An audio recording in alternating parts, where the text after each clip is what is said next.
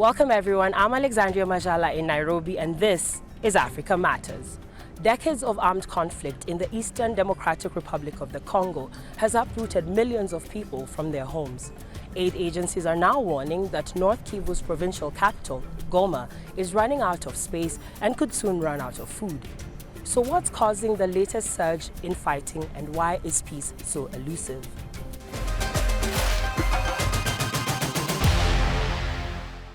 The Democratic Republic of the Congo is Africa's second largest nation and it has vast mineral deposits like gold, copper and cobalt. But it has been plagued by decades of recurrent conflict as government troops battle more than 120 rebel groups in the east of the country.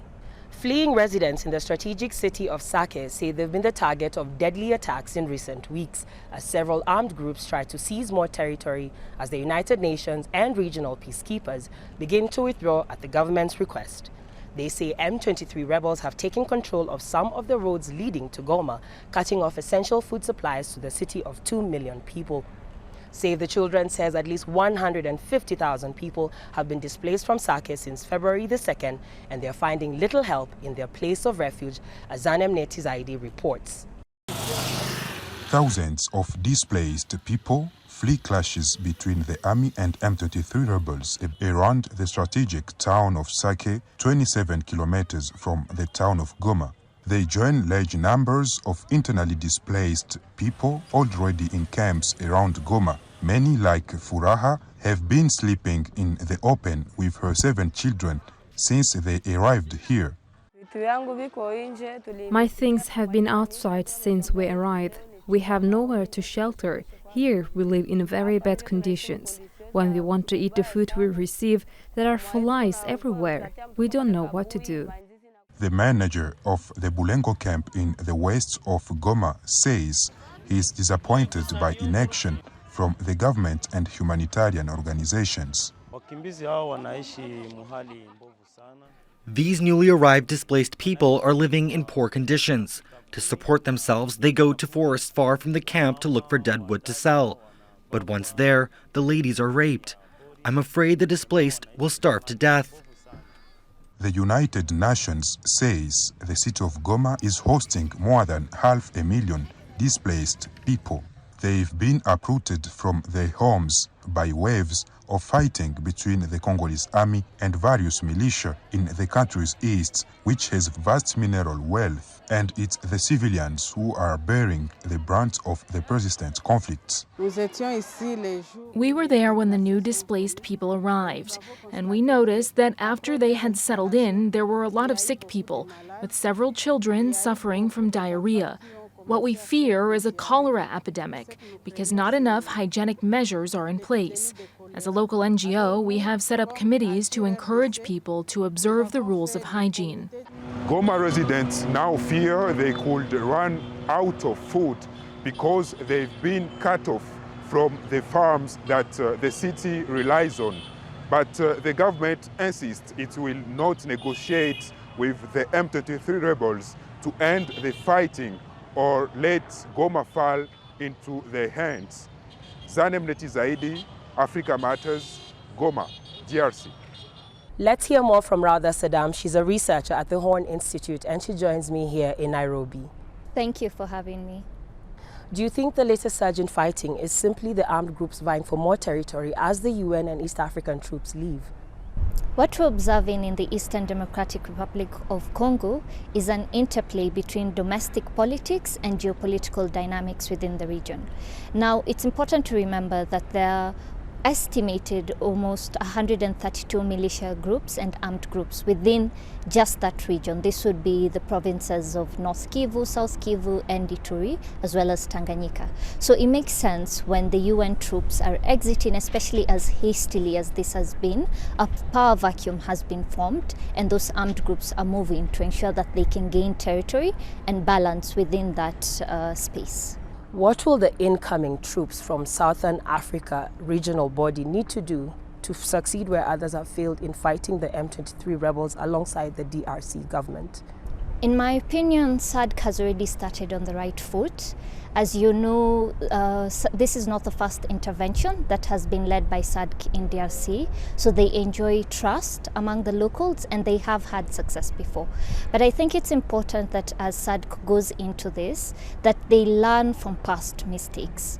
What I mean is that before we saw the force intervention brigade that was led by Tanzania, Malawi and South Africa. And while they did have some modicum of success, they afterwards joined MONUSCO. Now MONUSCO doesn't really enjoy the same trust with the locals, and it seemed after this join, the FIB lost its willingness to deal with some of the armed groups. So it would be important as we go into this intervention to think about those dynamics. I also think that the issue in DRC, it cannot be solved isolatedly just through a military solution. So there are a lot of issues that have led us to where DRC is today, having a very large and complex conflict system, if so to speak. So there are a lot of underlying root causes such as poverty and long-standing grievances within the Eastern Democratic Republic of Congo. And if we cannot address those dynamics, then I think this will be a short-term and not sustainable intervention. Also, we have to take into account the regional dynamics that are involved. So what can we do to ease diplomatic ties between Rwanda, DRC and Uganda, and to some extent Burundi? How can we address the long-standing issues that have been creating ruffles between these states? Now, as we've earlier mentioned, the conflict in the DRC has been ongoing for decades. When international bodies and regional bodies do calls to action, do we see any gaps? Is there more that these bodies or even communities can do for the people in DRC? Definitely there is room for improvement. I think one of the key aspects we need to think about is how can we tailor-make some of the interventions that are being made within DRC. What I mean is, it may sound old, but African solutions to African problems, having solutions that are geared by the locals themselves, by the people involved within the conflict itself. There's also a need to have political buy-in, which truly in the past, maybe past interventions have not had. How can we enhance these security interventions, not only to have political buy-in within DRC, but also amongst its neighboring states? How do we ensure that those dynamics are built in ways that sustainable peace is one that is bought in by every stakeholder within the situation? Who stands to benefit from the Goma being cut off from the farmlands that supply the city? And do you think it's a tactic to force a diplomatic solution? Cutting off Goma city from its food supplies is a strategic move on M23's part. As you have rightfully pointed out, part of that is because it does bring international attention to the group, to the militia group. As we have seen, the government is not willing to have talks with the militia group, so this could be one of the avenues to get the international community to step in and force the government to have to speak with them. Goma city is a very strategic place, coming into a mining belt and holding millions of people who are now forced into a food crisis as well as a humanitarian crisis, as we see an influx of refugees from the surrounding towns coming to the city. Now, something else that M23 would stand to gain is that this is very well isolating the city. So they're getting to add territory that they can claim. Also, cutting off the food supplies can also have financial gain for this militia group, as we have seen reports where people are now saying they have to pay taxes or have to pay additional money in order to get the food that they need, which is already scarce as it is. There's also issues of putting pressure on the government and also delegitimizing the government, because this is a move that shows M23 has power and authority, which can also in its own ways demotivate or demobilize the security system within Goma city itself. Why does peace remain particularly elusive in the DRC, and what can be done to achieve it? Peace in the DRC is elusive in part because of the dynamics that we see play out within the country. So first, DRC is one of the most resource-rich, if not the most resource-rich country in the world. However, the Eastern Democratic Republic of Congo also holds one of the most impoverished populations on this planet. Now we have to ask ourselves, can this change? Can we bring about development within that area, as well as when we roll in the military solutions, the military interventions? There's also the issue of very many states, not just within the regional area, but also within the globe, hold interests in the minerals that are found within the Democratic Republic of Congo. Now, all these interests have brought what is called the resource curse to Congo. How can we turn that about? How can the riches that are found in the Democratic Republic of Congo come back to enable the people who live within the country? Also, I think what's very important and what we've seen playing out with this new crisis with M23 is that there are a lot of the ethnic dynamics are very explosive and complex within the Democratic Republic of Congo. Even when we saw protests against M23 play out within the country, there were attacks against Tutsi civilians. Now we have to ask ourselves, how can we heal some of those divides within our states and have people not looking at each other from an ethnic lens, but also bringing up nationalism within our values and within these populations to ensure that we are not easily dividable along these lines. To Malawi now, where more than 53,000 people at the country's only refugee camp are facing acute food shortages after the UN Food Agency cut its monthly food assistance in half last year. The World Food Programme says it requires $3.5 million to meet their needs for the next 6 months, or it will have no choice but to halt its assistance entirely. Lamek Masina reports from Zaleka refugee camp in Doa district. Beatrice Nilambewa, a single mother of 4, is among thousands of refugees in desperate need of food at Zaleka refugee camp. Beatrice, who fled conflict in Burundi in 2015, says the monthly food ration she receives from the World Food Programme is not enough to sustain her family. My family receives between $15 and $17 per month. But this is not enough because I also use the money to buy some other necessities. In fact, everything needed for our survival. To try and make ends meet, she works in other people's homes, washing clothes and dishes and tilling gardens.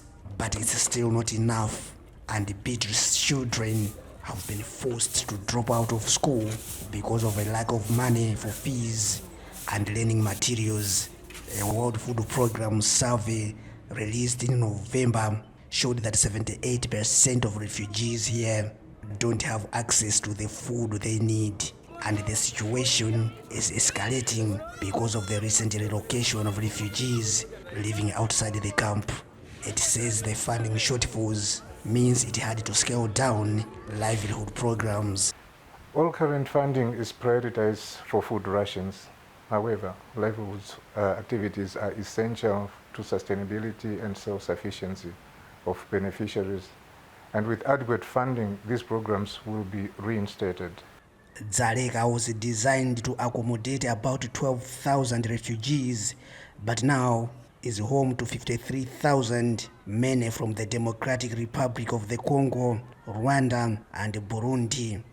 Some refugees here have found the means to sustain themselves and hopefully to help others. This is thanks to various initiatives the World Food Programme and other organizations are championing at the camp. In 2022, funding challenges forced the WFP to remove about 700 refugee families from a list of food ration beneficiaries. Some of them were pushed into other avenues to survive. When I was removed from the list of food ration beneficiaries, I had no means of feeding the kids. So that was the reason why I decided to do something which can help my income to feed my children. I started learning sewing, and now I have taken this as my permanent job. But the WFP says without any urgent cash injection, it has no way to meet the needs of the refugees here who still depend on it. For Beatrice and her family, that could be fatal. Lamek Masina, Africa Matters, Doha, Malawi. We head to the Congo Basin Forest, which is known as the lung of Africa. It plays a vital role in the fight against climate change, so protecting this second largest expansive tropical forest after the Amazon is essential. Beekeepers in the Republic of Congo are trying to protect the forest cover and tap into a sweet business, as Refugee reports. The oil sector accounts for nearly half of Congo's gross domestic product and 80% of its export. But eco-friendly beekeeping is beginning to gain ground thanks to Yadi Agropastoral Cooperative, which produces the country's first certified honey. For its promoter, Justin Goma, there is no doubt that beekeeping plays an important role in protecting the Congo Basin forests. I learned that the bee protects the plant cover and that without the bee, the world will be nothing, because the bee's role is to pollinate the trees, without which the trees dry up. And when the trees dry up, you understand, don't you? Today, we don't want to cut down trees. We want to protect them. We want to plant more. With 70% of Congolese territory covered by forests, large-scale production of honey could revitalize the Congolese economy and reduce its reliance on oil production, estimated at around 270,000 barrels per day in 2023, while protecting it from fluctuating prices. One day it costs 80,000 francs. The next day it's down to 20,000 francs. There are times when the barrel has dropped to 15,000 francs, and then the country is in a state of disaster with people running left and right. If we were honey producers, we would sell our honey and try to cover the shortfall. As far as honey and oil are concerned, I still say I don't spit on oil because it is a recipe and it gives us money. But we can also go for honey because it costs more than oil. To boost the honey production and exports, the cooperative has set up beekeeping training centers throughout the country. Since 2021, more than 500 men and women have been taught how to install, maintain and harvest honey from beehives. It was only a week ago that I knew that there was a profession called beekeeping. Frankly, I didn't know it, and after a week of lessons, I see the advantages that it brings. It's true that being a bee collaborator is not easy, but with the professor's explanations, I see that it is easier now. The cooperative, which has more than 2,000 beehives across the Congo, not only trains beekeeping enthusiasts, but also set up a system to help students acquire the tools they need for beekeeping at the end of the training. They then buy the honey and bee products they produce and package them for export. The cooperative currently produces about 500 kg of honey per month, or 6 tons per year, but it's aiming to expand it to 60 tons a year by 2030 and play its part in creating a different kind of buzz in the Congolese economy and Congo Basin forests. Briskin, Africa Matters, Pointe-Noire, Republic of Congo. Fishing is the main source of livelihood in Ghana's coastal communities. Despite the potential of the sector, many artisanal fishermen still struggle to remain in business. But now a youth-led group is trying to help with its tech-enabled marketing solutions. Isaac Kaleji reports from Accra. Benjamin Annan has been fishing since the age of 15.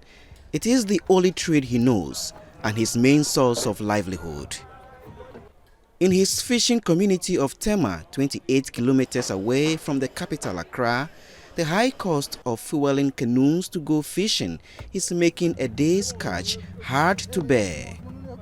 Benjamin says even more depressing, however, is not getting a fair price for that catch when they return. If we could get the right pricing for our fishes, that would be good. Many of us don't own cold stores to keep the fish, so we are forced to give them out at low prices, lest they go to waste and we lose. That's where the tech marketing group ProFish Ghana comes in. The company is working to bridge the gap and connect fishermen directly to seafood consumers. We have a client community from our website, our social media pages, especially Instagram, Facebook, WhatsApp, where we have orders. So we now contact these fisher folks for a constant restock or supply of products or fish products to our customers. Pro-fish agents buy all kinds of seafood from local fishermen at very competitive prices. They store them in these fridges so there can be a constant supply to consumers who place orders. When the orders keep coming, at least the fishermen too will get a little bit in their pocket. Yeah. So when they bring the fish to them, they get clients to buy. You see some progress. After 6 years of operations, Pro-Fish Ghana is now a leading seafood marketing and delivery service firm. More than 100 fishermen and fish farm owners have signed on, hopeful of some benefits. I think dealing with the Pro-Fish team has helped us a lot. Once we have fish and we call on them, we know that they will come and buy, pay us instantly without delay and not on credit. Ghana's coastal communities depend heavily on fishing as a major source of income. But it is becoming difficult for many artisanal fishermen to make enough. Besides low catch volumes, unfair pricing is pushing many out of business, and any innovation that addresses this can be a game changer. The company makes its profit from commissions on products as well as delivery charges. The fisheries sector in Ghana generates at least $1 billion each year according to the Food and Agriculture Organization. The sector also indirectly supports the livelihoods of 2.2 million people, and that's the market that Pro-Fish hopes to reel in. Isaac Kaleji, Africa Matters, Accra. We stay in Ghana, where growing calls for the return of stolen African treasures by European colonizers is paying off as the Ashanti Kingdom in Ghana receives its first shipment of relics from a museum in the United States.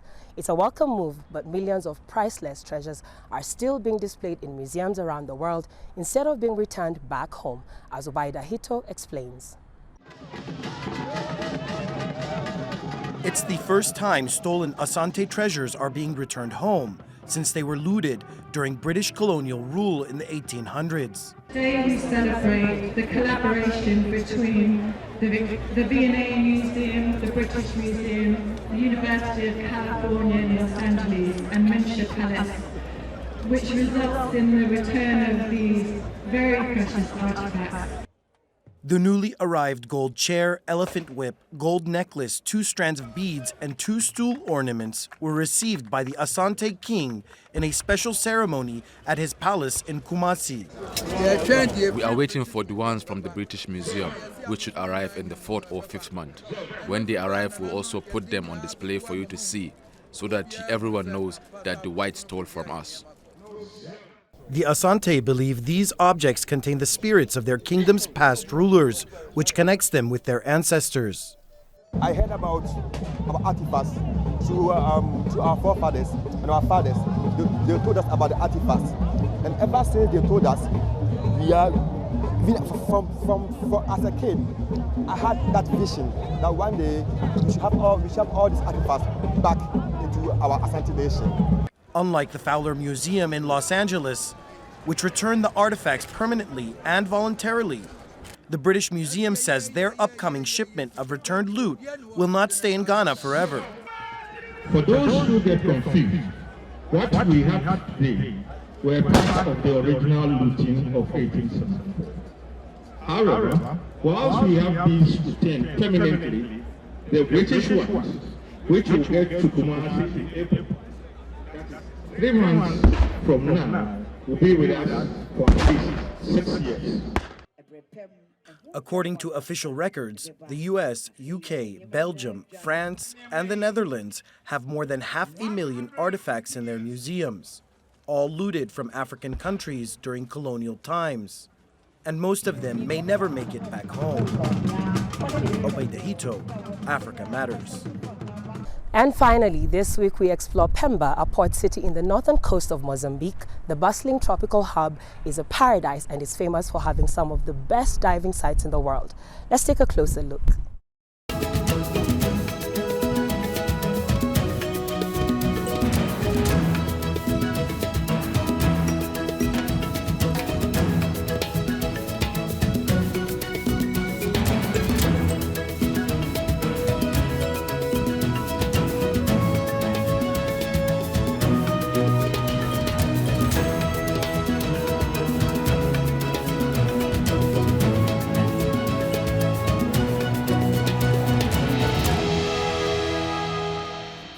That's our show this week. Let us know what you think about the stories you've seen. Share your ideas and feedback. You can find us on YouTube by searching TRT World Africa Matters and on X. Thanks for watching, and it's goodbye from me, Alexandria Majala in Nairobi.